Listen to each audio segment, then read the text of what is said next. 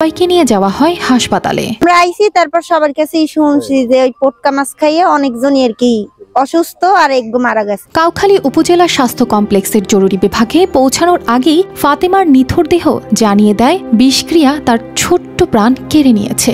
চিকিৎসকরা জানান রাত 2টার দিকে আরও 4 জন গুরুতর অসুস্থ অবস্থায় হাসপাতালে পৌঁছান।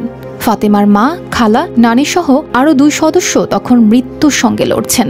তাদের অবস্থার অবনতি হলে দ্রুত বরিশাল শেরেবাংলা মেডিকেল কলেজ হাসপাতালে পাঠানো হয়। জাল বাইতে গেছে আমার ছোট ভাই, একটা পটকা মাছ পাইছে। পটকা মাছটা বড় একটা পটকা মাছ পাইছে দেখে পটকা মাছটা বাড়ি লইয়েছে খাওয়ার জন্য।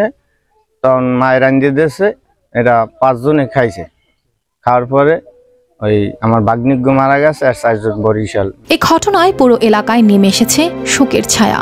স্থানীয় চেয়ারম্যান লাইকুজ্জামান তালুকদার বিষয়টি নিশ্চিত করেছেন। গ্রামের মানুষ এখন আতঙ্কিত, কারণ পটকা মাছের বিষ যে এতটা প্রাণঘাতী হতে পারে তা অনেকেরই জানা ছিল না। আগত রোগীদের একজনকে আমরা মৃত অবস্থায় পাই, আর বাকি 4 জনকে আমরা তৎক্ষণাৎ বরিশাল সাগরদী মেডিকেলে আমরা রেফার করে দিই। আর এই মাছটা কিন্তু, এই পটকা মাছ যাকে বলে, এই মাছটা কিন্তু বাংলাদেশে নিষিদ্ধ একটি মাছ।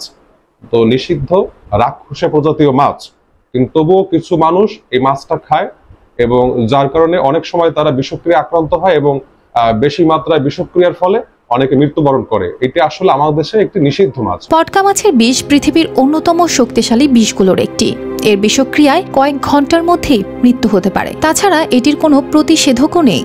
চিকিৎসকেরা জানান, বিষক্রিয়া শুরু হলে দ্রুত চিকিৎসার ব্যবস্থা না করলে বাঁচার সম্ভাবনা প্রায় নেই বললেই চলে।